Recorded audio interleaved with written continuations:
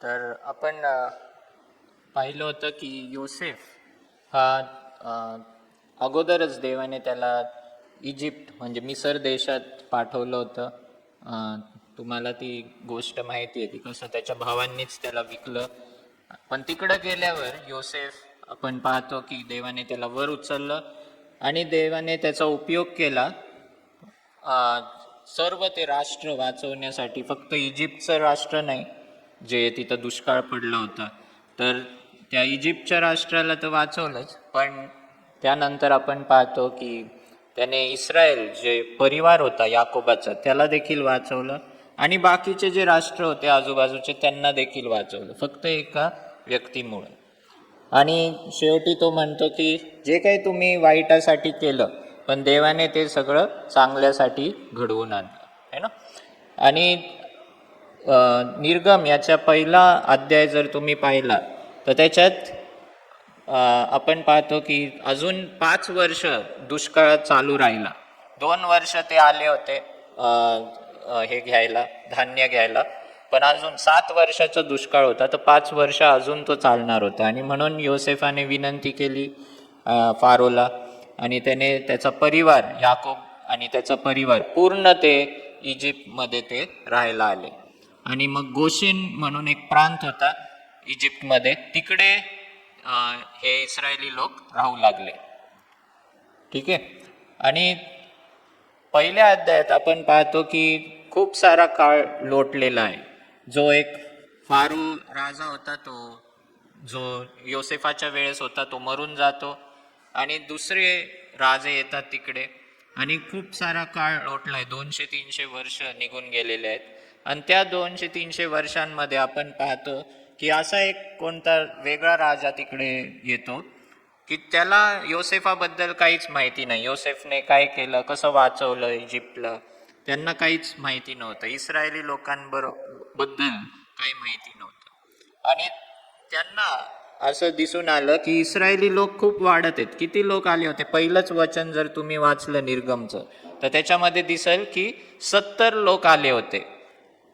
कनानमधून इजिप्तमध्ये राहायला किती लोक आले होते? 70.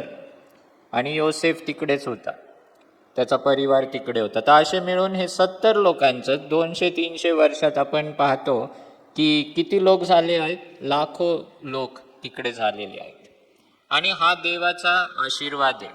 हा देव इथे त्याचं जे वचन अब्राहमाला दिलं होतं की मी तुला फलद्रूप करीन, नाही का, तुला एक मोठं राष्ट्र बनवीन, तर खरंच इथे पहिल्या अध्यायातच आपण पाहतो निर्गमच्या की इस्रायलचं एक मोठं राष्ट्र झालं. एक परिवार होता तो फक्त, है ना. याकोब जो होता, अब्राहम, इसाक आणि याकोब, तर याकोबचे 12 मुलं होते आणि त्या 12 मुलांपासून त्यांना मुलं होऊन 70 जण होते. पण देवाने याकोबचं नाव काय केलं, बदललं आणि त्याला इस्रायल ते नाव ठेवलं. आणि मग तेव्हापासून आपण पाहतो की त्या परिवाराचं मोठं होतं एक राष्ट्र झालेलं पहिल्या अध्यायामध्येच. आणि ते एवढं मोठं राष्ट्र झालंय की ते फॅरो इजिप्तचे जे लोक आहेत आणि तो राजा, त्याला भीती वाटू लागते की हे लोक जर वाढले असेच तर ते आमच्यावर उलटतील आणि ते आमच्यावर राज्य करू लागतील. आणि त्यामुळे तो त्यांचा छळ करायला लागतो. आणि त्या छळ करत असताना आपण पाहतो की त्या सर्व गोष्टींमध्ये मोशेचा जन्म त्यावेळेस झालेला आहे. तर ही पार्श्वभूमी आहे. आणि या एक्सडस जे नाव आहे ह्याचं, आणि मराठीमध्ये निर्गम म्हटलेलं आहे, तर हे एक्सडस म्हणजे काय, तर हे शीर्षक जे आहे एक्सडस किंवा निर्गम, एक्सडस हे ग्रीक शब्द आहे आणि त्याचा अर्थ आहे बाहेर पडण्याचा मार्ग, द रोड आउट. एक्सडस म्हणजे काय, द वे आउट किंवा रोड आउट. एक ग्रीकमध्ये म्हणजे आउट ऑफ, जसं एक्लेसिया म्हणतो, तर एक्लेसिया म्हणजे चर्च. ग्रीक शब्द जो आहे तो एक्लेसिया आहे. आणि हिंदीमध्ये कलिसिया म्हणतात, है ना.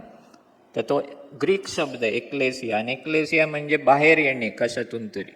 आणि इथे देखील आपण पाहतो की देवाचे लोक हे इजिप्तमधून देव त्यांना बाहेर काढत आहे. जेव्हा जेव्हा परमेश्वर आपल्याला बोलावतो तेव्हा तो आपल्याला कशातून तरी बाहेर येण्यास सांगतो. अब्रामाला देवाने सांगितलं की तू जिथं राहतो तिकडून तू बाहेर ये आणि मग तू मी दाखवलेल्या देशात निघून जा. है ना. इथे देखील आपण पाहतो ते इजिप्तमध्ये राहतो ते देव त्यांना तिकडून बाहेर काढत आहे. नंतर आपण पाहतो की इस्रायल लोक वेगवेगळ्या गोष्टींमध्ये अडकले होते चुकीच्या. परमेश्वर म्हणतो त्यातून तुम्ही बाहेर या. नंतर तो म्हणतो बाबेलमधून बाहेर या. बाबेलची जी प्रणाली आहे, बाबेलची जी सिस्टम आहे,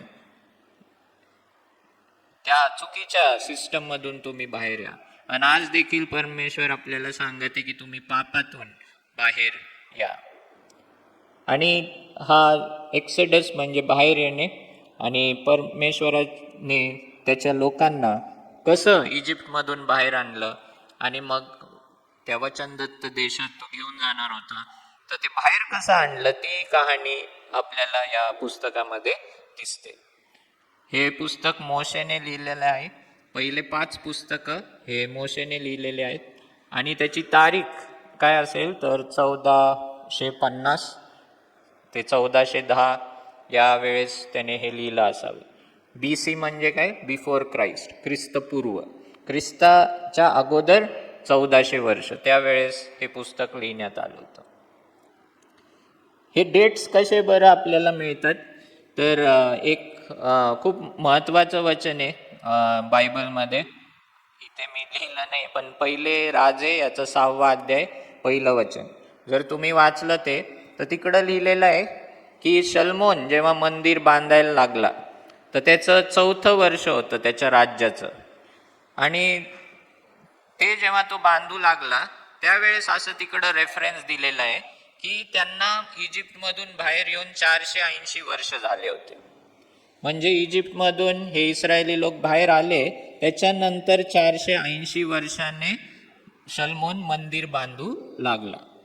तर आपल्याला एवढी जुनी डेट आपल्याला माहीत नव्हती, पण आपल्याला जवळची डेट म्हणजे शल्मोन जेव्हा मंदिर बांधू लागलं ती डेट माहिती झाली लोकांना. आणि त्यावरून मग जर आपण कॅल्क्युलेशन केलं आणि मागं ते ॲड केले 480 वर्ष तर मग आपल्याला खरी डेट कळते. आणि ती इथं आपल्याला दिसते 1446. ती तारीख आहे निर्गमची. म्हणजे निर्गम म्हणजे काय, इजिप्त मधून हे लोक बाहेर आले ती तारीख. म्हणजे येशूच्या आधी 1446. मंदिर कधी बांधू लागलं 966. तर त्यावरून आपण मागं गेलो. BC मध्ये काय करावं लागतं, मागं जाताना ऍड करावं लागतं. उलट ते मोजतात BC मध्ये, म्हणून समजते तुम्हाला. तर त्यामुळं जसं गणितामध्ये असती ना नंबर लाईन, तर 0 पासून इकडं मोजलं तर 1 2 3 4, या साईडला गेलो तरी 1 2 3 4 पण मायनस असतं. तर त्याप्रमाणे हे आपण पाहतोय. आता कुठलंही पुस्तक समजायचं असेल तर तुम्हाला त्याचं हे पाहिजे, आउटलाईन माहिती पाहिजे, रूपरेषा माहिती पाहिजे. तर मागच्या वेळेस आपण उत्पत्तीची पाहिली होती, आठवतीये का कोणाला रूपरेषा उत्पत्तीची? 50 अध्याय आहेत. तर कसे डिवाइड केलेत ते 50 अध्याय? एक सांगतायत, अजून कोणी सांगत नाही. मी विचारेल आता, नाव घेऊन ना कोणाला. कारण आम्ही जर एवढं हे करतोय तर मग तुम्ही लक्षात ठेवलं पाहिजे ना. मी सांगितलं होतं लिहून घ्या, कारण हे आमच्या फायद्याचं नाही, आपल्या सगळ्यांच्या फायद्याचं आहे.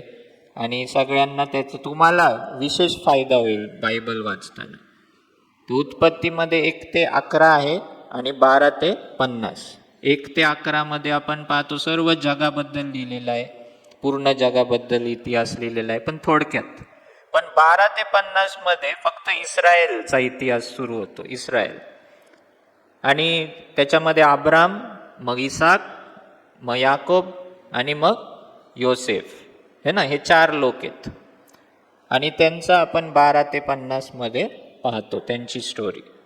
तर आता आपण तसंच ह्याच्यामध्ये पाहू निर्गममध्ये की 3 भाग आहेत निर्गमचे. 40 अध्याय आहेत. जसं उत्पत्तीमध्ये 50 होते, निर्गममध्ये 40 आहेत. आणि तीन महत्वाचे भाग कुठले आहेत तर 1 ते 19. तर ही स्टोरी म्हणजे इस्रायल लोक इजिप्तमध्ये होते, पण तिकडून देवाने त्यांना कसं महान चमत्कार करून त्यांना बाहेर काढलं आणि सिनाई पर्वतावर घेऊन आला. सिनाई पर्वत सगळ्यांना माहिती आहे की जिथं मोशेला देवाने दर्शन दिलं होतं जळत्या झुडपामध्ये. एक असं झुडूप जळत होतं आणि ते भस्म नव्हतं होत, तर ते पाहायला मोशे तिकडे गेला होता. ते 3ऱ्या अध्यायात लिहिलेलं आहे. आणि देवाने तिकडून त्याला बोलवलं आणि मग सांगितलं की तू माझ्या लोकांना घेऊन यायचं. तर ते आपण पाहत असताना परमेश्वर त्याला काय म्हणतो की त्यांना सोडवून घेऊन ये. आणि कुठं घेऊन ये तर सिनाई पर्वताजवळ. परमेश्वर त्यांना डायरेक्ट वचनदत्त देशात घेऊन जाणार नव्हता. कनान देशात देव त्यांना डायरेक्ट घेऊन जाणार नव्हता. तर त्याला काय सांगितलं मोशेला की तू त्यांना तिकडून सोडव आणि सिनाई पर्वतावर घेऊन ये. आता सिनाई पर्वत हा एकदम अशा ठिकाणी आहे की जिथं कुठलीच वस्ती नाही, तिथं झाडं नाहीत जास्त, असं शुष्क असा प्रदेश आहे, वाळवंटासारखा प्रदेश आहे, दगड आहेत खूप सारे. आणि त्या ठिकाणी परमेश्वर त्याला सांगतोय की त्यांना घेऊन ये. तर तिथे त्यांचा तिथून जो प्रवास सुरू होतो, ते कसे बाहेर निघतात, देव त्यांना कसं सोडवतो आणि मग तिथपर्यंत कसं आणतो, ही कहाणी 1 ते 19 मध्ये लिहिलेली आहे. मग 19 ते 24 मध्ये ते सिनाई पर्वताजवळ आहेत आणि परमेश्वर त्यांच्याशी करार करते. आता हा करार खूप महत्वाचा असतो. देवाने अब्रामाबरोबर केला होता आणि इथे आपण पाहतो की परमेश्वर इस्रायल लोकांबरोबर करार करत आहे. जेव्हा 2 व्यक्तींचा विवाह होतो ना, तेव्हा एक करार असतो तो देवापुढे. तेव्हापासून ते वचन देतात की आम्ही दोघं एकत्र चालू, असं देवापुढं वचन देतात. तर तसंच परमेश्वर यांना इथे त्याच्या मंडळीला जवळ आणतोय आणि त्यांच्याबरोबर करार करतोय आणि सांगतोय आता तुम्ही माझे लोक आहेत. पण तुम्ही कधी माझे लोक होणार, जेव्हा तुम्ही माझे वचन पाळणार तेव्हा. आणि तिथपासून तो करार हा सुरू होतो आणि त्याच्यामध्ये अटी असतात, नियम असतात. आणि ते सगळे नियम अटी हे 19 ते 24 ॲक्च्युली 20 पासून सुरू होतं. 20 मध्ये काय आहे माहिती आहे ना, निर्गम 20 10 आज्ञा आहेत है ना, तिथून सुरू होतात. आणि मग 21, 22, 23, 24 यामध्ये आणखीन सारे नियम दिलेले आहेत. आणि त्यातून देव त्यांना सांगत आहे की जर तुम्ही माझी प्रजा आहात, जर तुम्ही माझ्या नावाने ओळखले जाणार आहात, तर तुम्ही माझ्यासारखं वागलं पाहिजे. मला आवडतं, माझ्या स्वभावाप्रमाणे मला माझ्या काय रिक्वायरमेंट्स आहेत, माझ्या काय मागण्या आहेत, त्याप्रमाणे तुम्ही वागलं पाहिजे. आणि म्हणून तो त्यांच्याशी करार करत आहे, त्यांना नियम सांगत आहे. आणि मग 25 ते 40 हा शेवटचा भाग आहे. 25 ते 40. तर 25 ते 40 मध्ये काय आहे, निवास मंडप. आता मी दाखवल तुम्हाला स्लाइडमध्ये की काय असतो निवास मंडप. मंदिर शलोमोनाने मंदिर बांधलं ते दगडाचं होतं. त्याच्या अगोदर देवाने यांना एक निवास मंडप बांधायला सांगितलं. इंग्लिशमध्ये त्याला टॅबरनॅकल म्हणतात. आणि तो टॅबरनॅकल हा जो तंबू होता तो एक मंडपासारखा होता. ते जिथं जिथं जायचे तिथे तिथे हा तंबू ते काढू शकत होते, परत लावू शकत होते.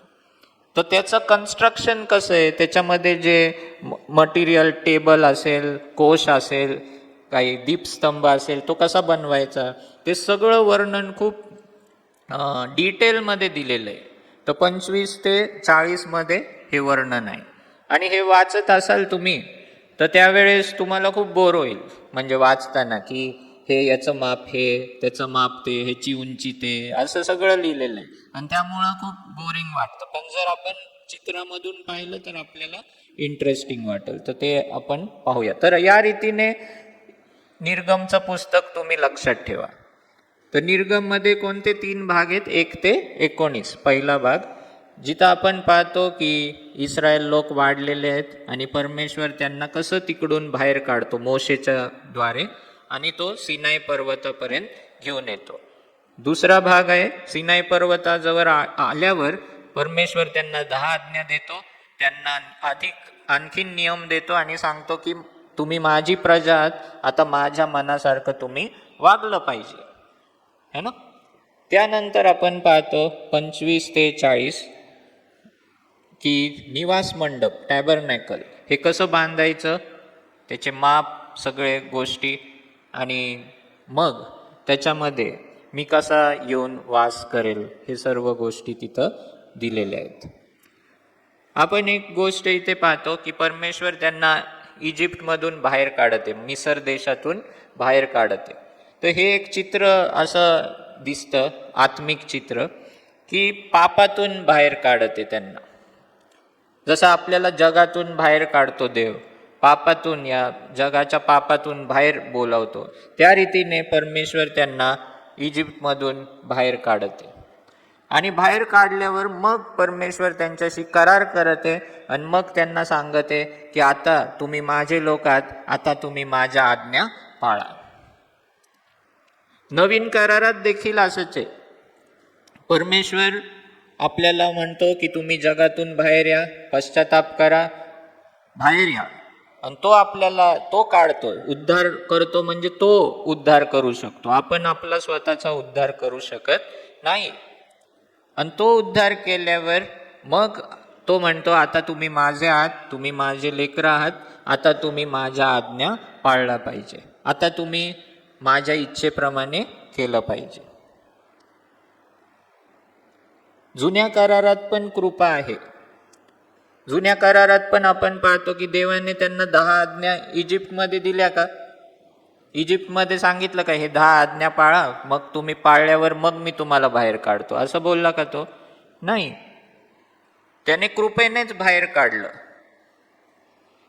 कृपेद्वारे त्यांना बाहेर काढलं. त्यांना काहीच सांगितलं नाही हे करा ते करा मग मी काढतो, नाही. आणि देव तसाच आज देखील करतो. आज पण आपण पापात असू तर देव आपल्याला फक्त तो म्हणतो विश्वास ठेवा, पश्चाताप करा आणि मी तुम्हाला बाहेर काढीन. मग बाहेर काढल्यावर, उद्धार दिल्यावर मग परमेश्वर म्हणतो माझ्या आज्ञा आता पाळा, प्रेमा खातर. आणि त्याच रीतीने इथे देखील होत आहे. परमेश्वर त्यांना कृपेने बाहेर काढतो आणि मग म्हणतो की आता तुम्ही माझे लोक आहात आणि मी तुम्हाला बाहेर काढलं म्हणून धन्यवाद रूपी अंतःकरणाने आता माझ्या आज्ञा तुम्ही पाळा. प्रेम आहे म्हणून तुम्ही माझ्या आज्ञा पाळा. आणि तेच आपल्याला इथे दिसत आहे. तर आपण पाहतो की पहिले 3 अध्याय जे आहेत त्याच्यामध्येच मोशे 1 ते 80 वर्षाचा झालेला आहे. सुरुवात त्याची जन्मापासून होते 2ऱ्या अध्यायात, आणि 3ऱ्या अध्यायातच आपण पाहतो की तो 80 वर्षाचा झालेला आहे. म्हणजे खूप लवकर आपल्याला त्याचं जीवनक्रम हे पुढं गेलेलं दिसतं. आणि 3ऱ्या अध्यायातच 80 वर्षाचा असताना परमेश्वर त्याला बोलावत आहे. आता तुम्हाला स्टोरी माहीत असेल म्हणून मी जास्त बोलत नाही, पण सगळ्यांना माहिती आहे की मोशेचा जन्म कसा झाला. जेव्हा तो राजा सगळ्या लेकरांना मारत होता, सर्व जे मुलं होते, मुली नाही पण मुलं, मुलगा जन्माला आला तर अशी आज्ञा होती सगळ्यांना मारायचं. तर त्या दिवसात आपण पाहतो की मोशे जन्माला आला आणि देवाने त्याच्या आईने त्याला सांभाळलं आणि मग ती योजना केली. तिने जेव्हा तो 3 महिन्याचा झाला तेव्हा त्याला त्या ह्याच्यामध्ये ठेवलं, टोपलीमध्ये, आणि मग ते नदीमध्ये सोडलं. हे लक्षात ठेवलं पाहिजे. कधी कधी तुमचं मला माहीत नाही, पण मला असं आधी वाटायचं की ती त्याला सांभाळू नाही शकत म्हणून त्या नदीमध्ये तिने सोडून टाकलं, म्हणजे असंच फेकून टाकल्यासारखं असं मला वाटायचं आधी लहानपणी. पण तसं नव्हतं, तिची योजना होती. ती जरी सोडत होती नदीमध्ये पण तिला माहीत होतं की ती पुढं काय आहे, फॅरोचं घर आहे, त्याची मुलगी तिकडं आंघोळ करत असते, हे सगळं तिला माहीत होतं. म्हणजे प्लॅनिंगने सोडलं असं. आणि ते पण बायबलमध्ये लिहिलंय की नदीच्या काठी तिने ते सोडलं, असं मधोमध नाही फेकलं. पण नदीच्या काठी ठेवलं आणि या हेतूनेच ठेवलं की तो त्याला जो कोणी त्याला त्या मुलाला म्हणजे जो कोणी घेईल तो त्याचा सांभाळ करेल या हेतूने सोडलं. आणि देवाने देखील तसंच केलं. आणि आपण पाहतो की जो व्यक्ती खून करत होता या यहुदी लोकांचा, त्यानेच त्याला काही केलं, सांभाळलं. आणि त्यानेच मोशे त्या हत्याऱ्याच्या घरातच वाढला. दुसरी गोष्ट हे पण तुम्हाला लक्षात राहू द्या की जेव्हा त्या फारोच्या मुलीने त्या बाळाला हातात घेतलं, मोशेला, तिनेच नाव ठेवलं ते मोशे. मोशे म्हणजे पाण्यातून काढलेला. आणि जेव्हा तिने हातात घेतलं तेव्हा तिला कळालं की हे हिब्रू बाळ आहे, कारण रंगावरून वगैरे ते समजून येतं. जसं आपल्याला कळतं, बाळ दिसलं की कळतं हे इंडियन बाळ आहे का फॉरेनर आहे, तसं कळतं. तर त्याच रीतीने त्या मुलीला कळालं की हे बाळ हिब्रू आहे. काही याच्यामध्ये दाखवतात की ते हिब्रू कापड होतं वगैरे, पण असेल. पण त्याचं मोशे जेव्हा त्या राजवाड्यात वाढत होता त्याला देखील माहीत होतं की मी हिब्रू आहे. आणि सगळ्यांना माहीत होतं, फॅरोला पण माहीत होतं की मोशे हिब्रू आहे. आणि त्यामुळंच आपण पाहतो, सगळ्या गोष्टी बायबलमध्ये लिहिलेल्या नाही आहेत, पण त्यामुळंच असं असू शकेल की जेव्हा एक चूक तो करतो तेव्हा मोशेला पळावं लागतं. कारण ते दबूनच राहिले होते की हा काय चूक करेल आणि मग ह्याला कसं आपण, कारण तो हुशार होता आणि पुढचा राजा तो बनणार होता, बनू शकला असता, तो प्रिन्स होता. पण जसं आपण पाहतो प्रत्येक राजवटीत काहीतरी पॉलिटिक्स असतात, तर त्याप्रमाणे खूपसे लोक अगेन्स्ट असतील मोशेच्या, कारण तो हिब्रू आहे. आणि त्याच वेळेला हिब्रू लोक कोण होते? गुलाम होते. तर हेच मला सांगायचंय की जसं आपण एक गाणं गायलं नाही का आज, की हे हाजीर मेरी कहाणी में तू है हाजीर, है ना. तर आपल्या प्रत्येकाच्या जीवनाची स्टोरी परमेश्वराला माहिती आहे. परमेश्वर प्रत्येकाच्या जीवनात तो लक्ष देतो. आणि मोशेचं जीवन त्याला माहिती होतं. जन्मापासूनच देवाने त्याला निवडलं होतं. आणि एवढ्या कठीण परिस्थितीत तो जन्मला तरी देवाने काय केलं, त्याला सांभाळलं आणि त्याला वर काढलं. आणि मग तो त्याला निवडलं. आणि ते पण कधी निवडलं माहितीये? 80 वर्षाचा असताना तेव्हा बोलावलं. पण जन्मापासून देव त्याला सांभाळत होता. जन्मापासून देव त्याची तयारी करत होता. ते पहिले 40 वर्ष देवाने त्याला त्या इजिप्तच्या राजवाड्यात ठेवलं, सगळं शिक्षण त्याला दिलं, चांगल्यातलं चांगलं, त्याला सगळ्या गोष्टी माहीत होत्या इजिप्तमधल्या. आणि त्यामुळं जेव्हा तो परत आला तेव्हा तो त्यांच्याशी बोलू शकला. म्हणजे आपल्याला वाटतं की आपल्या जीवनात काय करतोय आपण, की काय त्याचा फायदा, पण देव प्रत्येक गोष्ट वापरतो आपल्या जीवनात, प्रत्येक वर्ष आपल्या जीवनातले वापरतो आपल्याला काहीतरी शिकवण्यासाठी, आणि पुढं ते कामाला येत असतं. तर मी हे सांगितलं नाही की पहिले जे 19 अध्याय आहेत त्याच्यात पण आपण भाग बनवू शकतो. तर पहिल्या 2 अध्यायांमध्येच आपण पाहतो की मोशेचा जन्म झालेला आहे. आणि मग तो चूक करतो एक. जेव्हा तो मोठा होतो, 40 वर्षाचा होतो, तेव्हा त्याला समजलेलं असतं की हे माझे लोक आहेत, हे गुलाम आहेत, हिब्रू लोक. आणि त्यांना बघायला तो जातो. आणि तिथं 2 लोक भांडत असतात, आणि इजिप्तचा एक व्यक्ती आणि हिब्रू व्यक्ती. तर तेव्हा हा जाऊन काय करतो, त्या इजिप्तच्या व्यक्तीला मारून टाकतो. त्याला वाटतं की कोणी मला पाहिलेलं नाही, आणि त्याला गाडून टाकतो. दुसऱ्या दिवशी परत जातो, कारण त्याला सहानुभूती असते आपल्या लोकांसाठी. पण दुसऱ्या दिवशी त्याला कळून चुकतं की कोणीतरी पाहिलेलं आहे, मी खून केलाय इजिप्तच्या व्यक्तीचा. आणि जेव्हा त्याला ते कळतं तेव्हा तो पळून जातो. आणि पळून जातो तर तो मिद्यान या देशात निघून जातो. तिकडं एक जो इथ्रो नावाचा व्यक्ती असतो, तो याजक असतो, त्याच्या मुली असतात, त्याच्याशी तो लग्न करतो आणि तिथं लग्न केल्यावर त्याला 2 मुलं होतात. आणि अजून 40 वर्ष, म्हणजे 40 वर्षाचा असूपर्यंत तो इजिप्तमध्ये होता. त्यानंतर तो पळतो, 40 वर्ष तो वाळवंटात मिद्यानात असतो आणि मग 80 वर्षाचा झाल्यावर देव त्याला पाचारण करतो त्या जळत्या झुडपातून. आणि मग देव त्याला म्हणतो की तू तिकडं जा आणि त्या लोकांना सोडवून आण. अगोदर तो नाही नाही नाही म्हणतो, पण देव त्याला हे करतो, त्याला धैर्य देतो, त्याला त्याची मनधरणी करतो आणि मग त्याला म्हणतो की तू हे काम केलं पाहिजे. त्यानंतर तिकडं आल्यावर 7 ते 11 अध्यायामध्ये आपण पाहतो की फारूकडं तो येतो आणि सांगतो की माझ्या लोकांना सोड, आम्हाला इथून जायचंय आणि परमेश्वराची आराधना करायची, आम्हाला इथून सोड, लेट माय पीपल गो. पण फारो म्हणतो कोण तू आणि कोणत्या देवाने तुम्हाला सांगितलंय, आणि यावे कोण आहे हा यावे, आणि त्याचं काय ऐकत नाही. मग देव त्याचं सामर्थ्य दाखवायला लागतो. फारोने म्हटलेलं असतं ना, हु इज यावे, हु इज दिस लॉर्ड. तर मग परमेश्वर म्हणतो ठीक आहे, मग मी दाखवतो कोण आहे यावे है ना. आणि ते वाक्य सारखं येतं ह्याच्यामध्ये, पीडा जे 10 पीडा येतात इजिप्तवर, की then they will know that I am the Lord.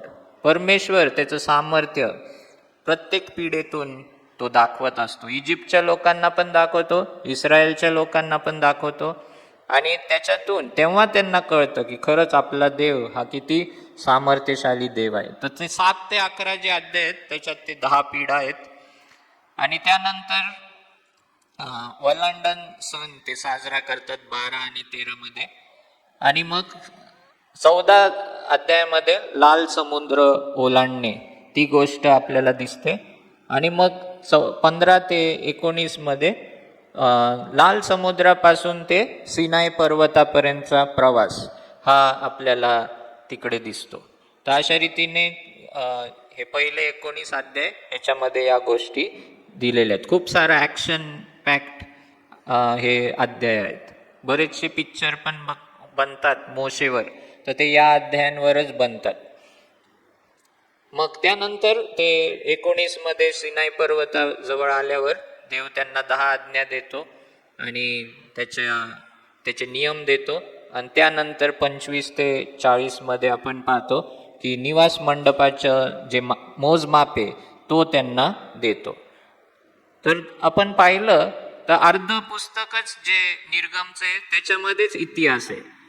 बाकीचं जे अर्ध पुस्तक आहे 19 नंतर त्याच्यामध्ये नियमच आहेत.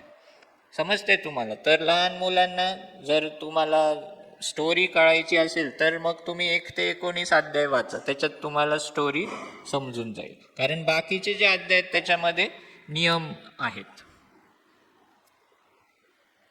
मग आपण पाहतो की हा मोशे हा कोणत्या लोकातून होता. आपल्याला माहिती आहे की तो यहुदी होता, पण अब्राम, इसाक, याकोब, आणि याकोबचे 12 वंश होते, 12 लोक होते, मुलं होते.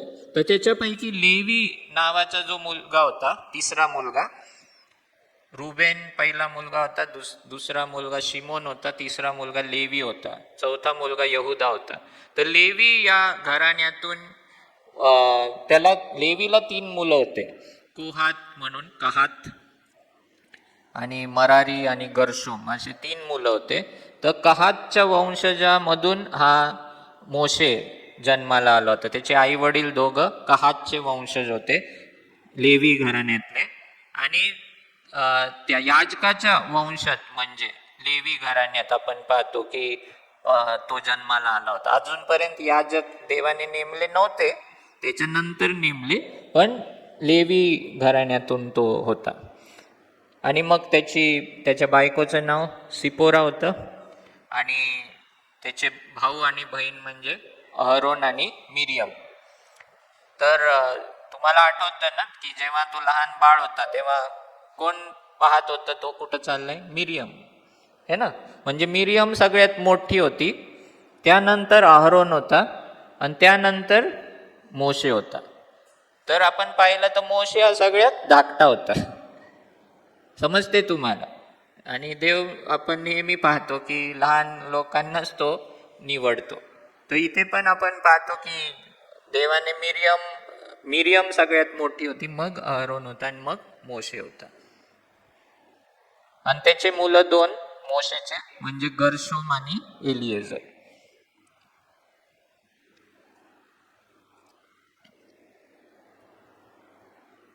मग हे 10 पिढा जे इजिप्तवर आल्या, पहिली पिढा होती ती नाईल नदी, जी त्यांची जीवनाची स्रोत होती. नाईलमुळं इजिप्त जिवंत होतं.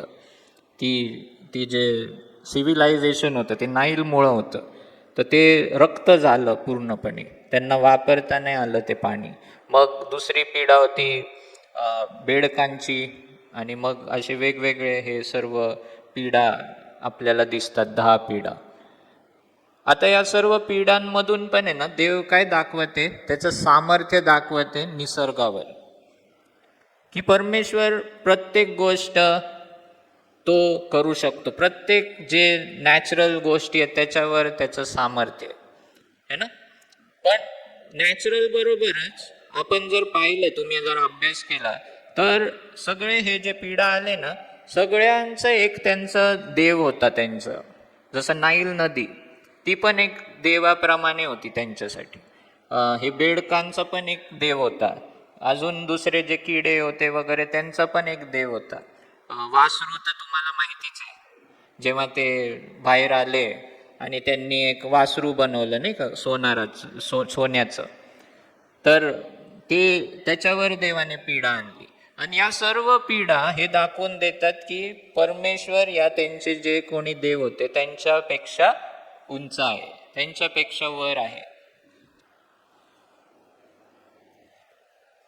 सूर्य देवताला ते, म्हणजे सूर्याला देवता मानायचे. परमेश्वराने 3 दिवसासाठी सूर्य पण पूर्णपणे अंधार केला होता. आणि विशेष म्हणजे 3 पिढा जे होते ते सगळ्यांवर आले, पण 3 पिढ्यानंतर जे पिढा आले ते फक्त इजिप्तच्या लोकांवर आले, इस्रायलवर त्या पिढा आल्या नाही. कारण काही लोकांनी काय म्हणतात की हे नॅचरल गोष्टी होत्या, असं करून ते टाळतात हे चमत्कार. ते काय म्हणतात की प्रत्येक वर्षी नाईल नदीला पूर यायचा आणि ते पुरामुळं ते पाणी लाल झालं होतं. मग ते त्या वेळेत ते पाणी खूप दूषित झालं, म्हणून बेडकं सगळे बाहेर आले. मग ते बेडकं मेले, मग म्हणून किडे आले. मग असं ते सांगतात, अशी लिंक लावतात की ह्याच्यामुळं ते झालं, त्याच्यामुळं ते झालं. पण काही जे पिढा होते हे फक्त इजिप्तवरच आले, इस्रायलवर नाही आले. आणि इस्रायल लांब नव्हतं, खूप जवळ होते. ते गोशेन प्रांत जो होता तो जवळ होता, इजिप्तमध्येच होता. पण या पिढा फक्त इजिप्तच्या लोकांवर येत होत्या, इस्रायल लोकांवर मात्र येत नव्हत्या. हे विशेष आहे, हे सुपर नॅचरल आहे. मग सूर्य हे नव्हता देत, प्रकाश देत नव्हता. तर ते लोकांना वाटतं की सूर्यग्रहण झालं असेल, पण 3 दिवस नाही होत सूर्यग्रहण. आणि ते देखील फक्त इजिप्तवरच आलं, दुसरीकडं नाही आलं. इस्रायल लोकांवर प्रकाश, तिकडं प्रकाश होता, आणि या ठिकाणी मात्र पूर्णपणे काळोख होता. तर हे सुपर नॅचरल गोष्ट परमेश्वर करत आहे. आणि शेवटची पिढा होती की ती फॅरोने स्वतः आपल्यावर ओढवून घेतली, आणि ती म्हणजे की प्रत्येक घरातला पहिला पुत्र, ज्येष्ठ पुत्र जो असेल तो मरून जाईल. पण परमेश्वर म्हणतो की ही पिढा इस्रायलवर पण येणार आहे, पण तुम्ही काय केलं पाहिजे तर हे दारावर तुमच्या एका कोकऱ्याला तुम्ही मारायचं आणि त्याचं रक्त तुम्ही आपल्या दारपट्टीवर लावायचं. जर मी दूत पाठवणार आहे आणि तो दूत काय बघेल, हे रक्त पाहिल आणि तो काय करेल, ओलांडून जाईल. त्या घरात तो घुसणार नाही मारण्यासाठी, तो ओलांडून जाईल. आणि म्हणून या सणाला वलांडन सण म्हणतात. इंग्लिशमध्ये पास ओव्हर है ना. आणि त्यामुळे आपण पाहतो की हे वलांडन सण तेव्हापासून इजिप्तमध्ये पहिला सण हा इजिप्तमध्ये तिकडे ही घटना घडली आणि तेव्हापासून ते पाळत आहेत. म्हणून त्यावेळेला ते असा कोकरा घेतात आणि तो मारतात, त्याचं भोजन असतं, हे सर्व असतं. येशू ख्रिस्त त्याच दिवशी क्रुसावर गेला. ज्या दिवशी यहुदी लोक वलांडन सण साजरा करतात, आपण गुड फ्रायडे साजरा करतो है ना. तर हे आपण पाहतो.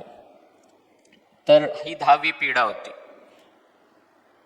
हे मॅप तुम्हाला नाही दिसणार पण खूपच फेंट आहे. हे बघा, इथे गोशेन प्रांत आहे आणि इथून हे लाल समुद्र आहे. तर हे इथून ते क्रॉस करून खाली येतात. हे बघा, सिनाई पर्वत इकडे खाली आणि जो इस्रायलचा देश आहे तो वर आहे या ठिकाणी. पण परमेश्वर त्यांना इथे लांब घेऊन येतो सिनाई पर्वताकडे खाली. ठीक आहे. आता परमेश्वर मिस्री लोकांना त्याची ओळख करून देत आहे, त्याचे गौरव दाखवत आहे. इजिप्तमधून निर्गमनाच्या घटना उल्लेखनीय आहेत कारण ते वारंवार या वस्तुस्थितीवर लक्ष केंद्रित करतात की मिस्री लोकांशी आणि विशेषतः फारो बरोबर जे काही घडत आहे त्यामधून परमेश्वर त्यांना त्यांची ओळख करून देत आहे. जे काही चमत्कार घडत होते त्याच्यातून परमेश्वर काय करतोय, मिस्री लोकांना इस्रायलच्या लोकांना दोघांना त्याच्या सामर्थ्याची ओळख करून देतोय की मी किती सामर्थ्यशाली आहे. प्रत्येक गोष्टीवर माझं नियंत्रण आहे, मी कंट्रोल करू शकतो, मी मोठमोठे चमत्कार करू शकतो, मी समुद्राला पण दुभागू शकतो. या सर्व गोष्टी तो त्यांना दाखवत आहे. पवित्र शास्त्रात जवळजवळ 1.5 डझन वेळा पिढा आणि तांबडा समुद्र ओलांडण्याचे कारण असे दिले आहे की ते फक्त मिस्री किंवा त्यांच्या राजाचा नाश करण्यासाठी नाहीत, तर मिस्र्यांना समजेल की मी परमेश्वर म्हणजे मी यहोवा आहे हे त्यांना समजावं, म्हणून हे पिढा आल्या. परमेश्वर जेव्हा पण चमत्कार करतो ना आपल्या जीवनात, तेव्हा फक्त ते चमत्कार होण्यासाठी नसतो, पण त्या चमत्कारामुळे आपण त्याला जाणावं, आपण त्याला आणखीन ओळखावं, आपण त्याच्यावर विश्वास ठेवावा, भरोसा ठेवावा, यासाठी तो चमत्कार होत असतो. आणि इथे जर तुम्ही हे वचन पाहिले, निर्गम 7:5, 17, 8:22 याच्यामध्ये लिहिलंय हे की मग त्यांना कळेल की मी परमेश्वर आहे, मी यहोवा आहे. आणि निर्गम 9:14 आणि 16 मध्ये आणखीन कडक शब्दात सांगितले, यावेळी मी माझ्या पिढ्यांची संपूर्ण शक्ती तुझ्यावर आणि तुझ्या अधिकाऱ्यांवर आणि तुझ्या लोकांवर पाठवीन, जेणेकरून तुला कळेल की संपूर्ण पृथ्वीवर माझ्यासारखा कोणीही नाही. पण मी तुम्हाला माझे सामर्थ्य दाखवावे आणि माझ्या नावाची सर्व पृथ्वीवर घोषणा व्हावी, या हेतूने मी तुला निर्माण केले आहे. फॅरोला काय दाखवायचं होतं देवाला, की माझ्या नावाची सर्व पृथ्वीवर घोषणा व्हावी. त्यामुळे देवाने जसं काय फॅरोला निर्माण केलं होतं, म्हणजे देवाला पाहिजे की त्याचं नाव सर्व पृथ्वीवर व्हावं. आणि त्या काळी तसं झालं होतं. आजूबाजूच्या सर्व राष्ट्रांना समजलं होतं की देवाने कसं या गुलाम लोकांना एवढ्या मोठ्या साम्राज्यातून कसं बाहेर काढलं. ही खूप मोठी गोष्ट झालेली आहे, पण इजिप्तच्या इतिहासात त्याची नोंद नाही आहे. का नाही आहे माहिती आहे का? कारण ते त्यांच्या लाजेची गोष्ट आहे, म्हणून ते कधीच ते लिहून नाही ठेवणार ते. पण ही गोष्ट झालेली आहे, त्याचे पुरावे आहेत आणि ते आपण पाहतो. आता सिनाई पर्वताजवळ जेव्हा ते आले तेव्हा देवाने त्यांच्याशी करार केला. आणि मग जसं मी सांगितलं 19 अध्याय आणि 5 आणि 6 वचन हे खूप महत्त्वाचं सेंट्रल वर्स आहे, हे एक्सोडसचं खूप महत्त्वाचं आहे. आणि तिथं परमेश्वर म्हणतो की जर तुम्ही माझ्या आज्ञा पाळल्या, जर तुम्ही माझ्या आज्ञा पाळल्या तर मग मी सर्व राष्ट्रातून तुम्ही माझे निज धन व्हाल, माझं स्वतःचं धन व्हाल, तुम्ही पवित्र राष्ट्र व्हाल आणि याजकांचं राष्ट्र व्हाल. अशा 3 गोष्टी सांगतो. याजकांचं राष्ट्र, पवित्र राष्ट्र. त्या काळी परमेश्वराने, मी अगोदरच सांगितलं उत्पत्ती बोलत असताना, की देवाने अब्राहम आणि त्याच्या राष्ट्राला का निवडलं? इतर लोकांना निवडण्यासाठी, इतर लोकांना देव कळावा यासाठी. त्याच रीतीने देवाने इथे इस्रायलला का निवडलं? जगासाठी. देव आहे, हे बघा इथे जसं दिलंय की देव आहे आणि जग आहे. जगाच्या मध्ये कोण आहे? इस्रायल. जुन्या करारात ते याजक होते आणि याजकाचं काम काय असतं? मध्यस्थी करायचं जगासाठी, देवामध्ये आणि लोकांमध्ये मध्यस्थी करायचं, त्यांच्यासाठी प्रार्थना करायचं, ते देवाचे नियम लोकांपर्यंत आणण्यासाठी. समजतंय तुम्हाला? त्यासाठी देवाने इस्रायलला, पूर्ण इस्रायलला निवडलं होतं. आता इस्रायलमध्ये फक्त इस्रायलच्या आत लेवी लोकांना निवडलं होतं याजक म्हणून. देव आणि बाकीचे इस्रायल 12 वंश त्यांच्यामध्ये लेवी लोकांना निवडलं होतं. पण जगासाठी पूर्णच्या पूर्ण राष्ट्र हे याजक राष्ट्र होतं. सगळे 12 वंश हे याजक होते. आणि तेच आपण नवीन करारात पाहतो. तेच वचन आहे 1 पेत्र 2 आणि 9 मध्ये. पेत्र म्हणतो की देवाने तुम्हाला काय केलंय? राजकीय याजकगण केले, पवित्र राष्ट्र केले. का? तर देवाचे गुण प्रदर्शित करण्यासाठी. आणि म्हणून आज नवीन करारामध्ये कोण आहेत ते याजक? कोण आहेत? आपण सर्व ख्रिस्ती लोक. जुन्या करारात ही जबाबदारी इस्रायलला दिली होती. यशायामध्ये 42:9 मध्ये लिहिलंय, इस्रायल काय होतं? परराष्ट्रीयांसाठी प्रकाश होतं. आज नवीन करारात येशू काय म्हणतो? तुम्ही जगाचे प्रकाश आहात. आपण सर्व कोण आहोत? याजक आहोत. आणि याजक आहोत म्हणजे आपण मध्यस्थी करणारे आहोत देवामध्ये आणि लोकांमध्ये. आपण मध्ये आहोत. आपण जर मध्यस्थी केली तर मग लोकांना आपण देवाकडे आणू शकतो आणि देव पण आपल्याला वापरतो लोकांपर्यंत जाण्यासाठी.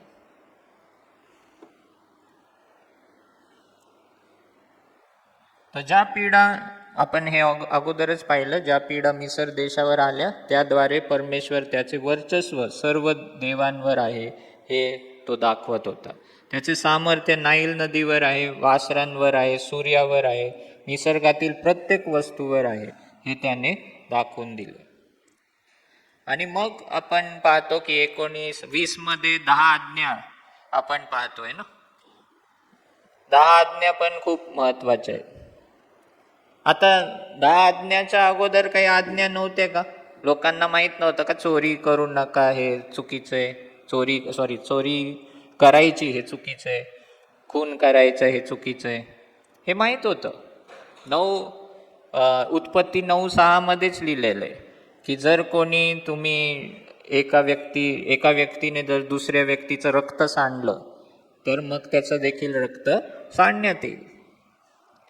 व्यभिचार, जेव्हा सारेला काही राजा अभिमलेख होता त्याने घेतलं महालामध्ये, तेव्हा देवाने त्याला स्वप्नातून सांगितलं तिला शिवू नको, ती त्याची बायको आहे. आणि तेव्हा तो म्हणतो की मी तर काही केलेलं नाही आणि मला माहित पण नव्हतं आणि मी तिला शिवलं पण नाही, तर तू मला कसं काय न्याय करू शकतो? मी तर निर्दोष आहे. म्हणजे बाहेरच्या लोकांना पण माहित होतं व्यभिचार काय आहे, चोरी काय आहे, खून काय आहे, हे सगळं माहीत होतं त्यांना. पण तरी देव हे महत्वाच्या गोष्टी 10 आज्ञा तो त्यांना देते. पण पहिली आज्ञा जी आहे ती कदाचित लोकांना माहीत नसेल. पहिली आज्ञा काय आहे 10 आज्ञापैकी?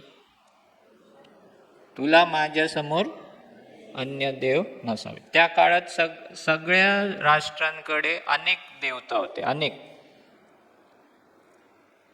आणि त्यांना ते बरोबर वाटायचं. इस्रायलला पण तसंच वाटायचं. आणि म्हणून त्यांना शिकवावं लागलं देवाला की एकच देव आहे आणि माझ्या समोर दुसरे देव आहेत, जसं मी सांगितलं तुम्हाला मागच्या वेळेस. पण त्या सगळ्यांहून उंच कोण आहे? परमेश्वर आहे. आणि त्याच्या समोर आपल्याला दुसरं कोणी भक्ती करायला, त्याची डिमांड आहे तशी की माझ्यासमोर मला सोडून तुम्ही दुसऱ्या कोणाची भक्ती केली नाही पाहिजे. आणि ह्या सगळ्या 10 आज्ञा आपण पाहतो की त्या महत्त्वाच्या आहेत आणि मुख्य आहेत आणि ते आज देखील पाळायचे आहेत. नियमांमध्ये 3 प्रकारचे नियम आहेत. एक नैतिक नियम म्हणतात त्याला, दुसरा आहे त्याला मॉरल लॉ म्हणतात, नैतिक नियम. दुसरा आहे सेरिमोनियल लॉ, म्हणजे विधींचे नियम, म्हणजे पशु वगैरे ते अर्पण करतात तसले नियम. आणि तिसऱ्या प्रकारचे नियम आहेत सिव्हिल लॉज, म्हणजे जेव्हा आपण राष्ट्रात राहतो तर त्या प्रकारचे नियम. पण हा जो नैतिक नियम आहे तो आज देखील कायम आहे. मॉरल लॉ हा कधी मरत नाही. आणि म्हणून लोकांना वाटतं की आता कृपा आली आहे आणि हे आलं आहे तर नियम काही महत्त्वाचे नाही. तसं नाही आहे. येशूला जेव्हा विचारण्यात आलं की सगळ्यात मोठी आज्ञा कोणती, तर येशू आल्यावर त्यांनी असं म्हणायला पाहिजे होतं ना की आता मी आलोय, आता कृपा आलेली आहे म्हणून आता काही नियम पाळायची गरज नाही, असं म्हटलं का तो? नाही. तो काय म्हटलं की सर्वात मोठी आज्ञा काय आहे की तू आपल्या परमेश्वरावर पूर्ण शक्तीने, पूर्ण बळाने, मनाने तू त्याची आराधना कर. हे काय आहे माहिती आहे का? पहिले 4 आज्ञा जे आहेत 10 आज्ञाचे, त्याचा सारांश आहे. आणि दुसरी आज्ञा काय आहे? जशी आपल्यावर तशी आपल्या शेजाऱ्यावर प्रीती कर. हे शेवटचे जे 6 आज्ञा आहेत 10 आज्ञाचे, त्याचा सारांश आहे ना. Love God and love your neighbour. तर पण येशू ख्रिस्त 10 आज्ञाचाच सारांश देत होता, समरी देत होता. आणि म्हणून काही लोक नाही का, म्हणजे आपल्या ठिकाणी नाही पण काही लोकांच्या याच्यात असं चर्चमध्ये जर 10 आज्ञा दिसल्या ना तर म्हणतात हे का लावले, आता नियम नाही आहे, आता नियम पाळायचे नाही, आता आपण कृपेखाली आहोत. पण त्यांना कळत नाही 10 आज्ञा ह्या कधी मरणार नाही. हे मॉरल लॉ आहे ना, आणि तो आपल्याला पाळायलाच पाहिजे. मग शेवटचं हे सांगून मी समाप्त करेल. कारण जसं मी सांगितलं की 19 ते 24 मध्ये काही नियम आहेत. आणि मग 25 पासून 25 अध्यायाचं पहिलंच वचन जर तुम्ही पाहिलं, पहिले 8 वचनं, आणि 25:8 मध्ये जर तुम्ही वाचलं, निर्गम 25:8, तर परमेश्वर मोशेला म्हणतो की मला तुमच्यामध्ये वस्ती करायची आहे, मला तुमच्यामध्ये वस्ती करायची आहे, म्हणून तू माझ्यासाठी एक पवित्र स्थान निर्माण कर.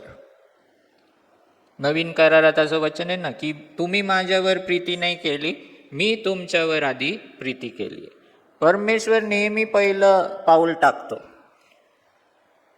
परमेश्वर नेहमी पहिलं पाऊल टाकतो प्रीती करण्यामध्ये. आपल्या पुत्र त्याने पाठवला. आपण म्हटलो का देवा पुत्र पाठव, पुत्र पाठव? नाही, त्याने योजना केली. तो नेहमी पहिलं पाऊल उचलतो. आणि इथे देखील लोकांनी नाही म्हटलं परमेश्वरा तू आमच्यामध्ये ये राहायला, नाही, देव म्हटला, परमेश्वर म्हटलं माझ्यासाठी एक मेक मी अ सँच्युअरी, make me a holy place, so that I may come and dwell म्हणजे वास, मला तुमच्यामध्ये येऊन राहायचंय. ही देवाची इच्छा आहे, आपली इच्छा नसते. पण देवाची खूप इच्छा आहे की आपल्यामध्ये येऊन राहावं. आणि तेच आपण इथे पाहतो. जेव्हा त्यांना त्या इजिप्तमधून सोडवलं देवाने आणि ते तिकडे होते, परमेश्वराची इच्छा होती की मी येऊन त्यांच्यामध्ये वस्ती करावी. आदम आणि हवेला त्या एदेन बागेतून, त्या समक्षतेतून बाहेर काढलं होतं कारण पापामुळं. पण आता त्यांना यायची, आदामाच्या वंशजांना पण त्यांना ओढ नाही लागलीये की आम्ही जाऊन देवाबरोबर भेटावं. देवालाच ओढ लागलीये. किंवा मी कधी जाऊन त्यांच्याबरोबर बोलू आणि भेटू आणि त्यांच्यामध्ये मी राहू. आणि म्हणून देवाने हे निर्माण केलं. हे जर तुम्हाला दिसते, ही लाईट जर थोडं बंद केली तर तुम्हाला क्लिअर दिसेल, पण दिसत असेल तर राहू द्या. पण हे अंगण आहे बाहेरचं.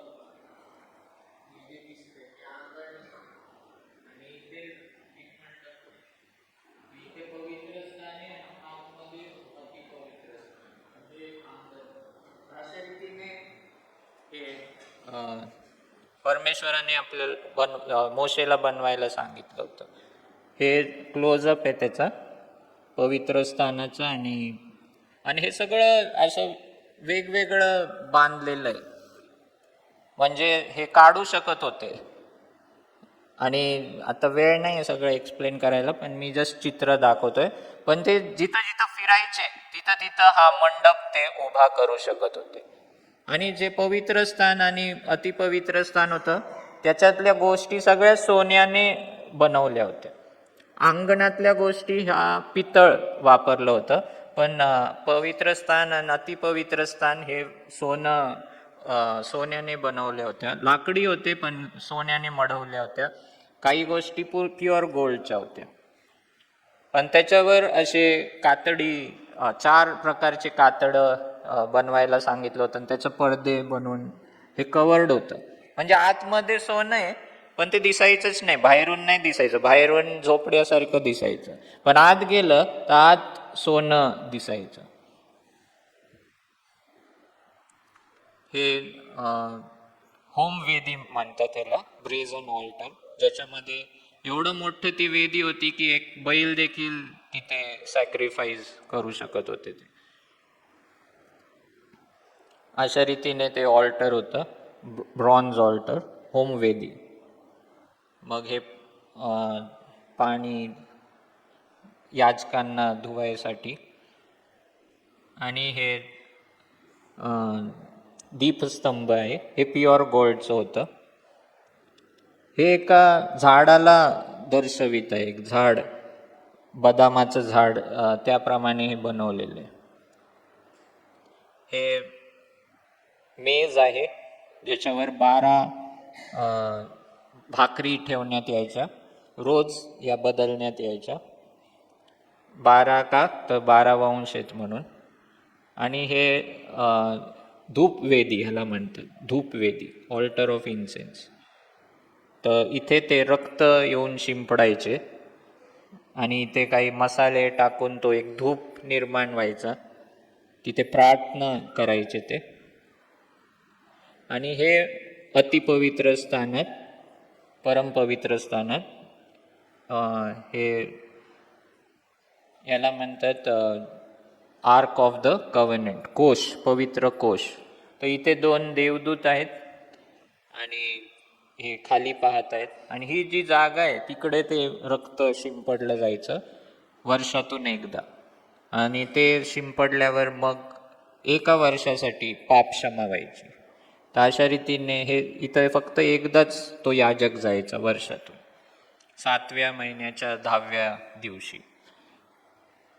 हे बघा, हे पवित्र स्थान आहे आणि हे परमपवित्र स्थान आहे. तिकडे पडदा आहे. येशू ख्रिस्त जेव्हा क्रूसावर गेला तेव्हा ते मंदिरात पण असाच पडदा होता मधला. तर तो काय झाला, वरून खाली फाटून गेला, है ना. ते काय दर्शवतं की आता हे पडदे किंवा कुंपणं आता त्याची गरज नाहीये, पण अगोदर होती. येशू येण्याच्या अगोदर ह्याची गरज होती. तर इथे आपण ते दीपस्तंभ पाहतोय, मेज त्याच्या माग आहे, इथे ते धूपवेदी आहे आणि इथे कोश आहे. अशा रीतीने हे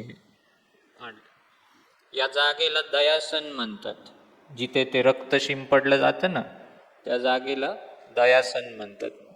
इंग्लिशमध्ये मर्सी सीट असं म्हणतात. तर अशा रीतीने आपण हे पाहतो. ठीक आहे, तर आपण इथे थांबूया. अजून गोष्टी होत्या पण आता नाही बोलू शकणार जास्त. पण या पूर्ण पुस्तकामध्ये 2 महत्त्वाचे पात्र आहेत. एक म्हणजे परमेश्वर आणि दुसरा म्हणजे मोशे. आणि ह्याच्यातून परमेश्वराबद्दल खूप साऱ्या गोष्टी आपण शिकू शकतो आणि मोशेपासून पण खूप साऱ्या गोष्टी शिकू शकतो. पण आपण इथेच थांबूया. थँक्यू.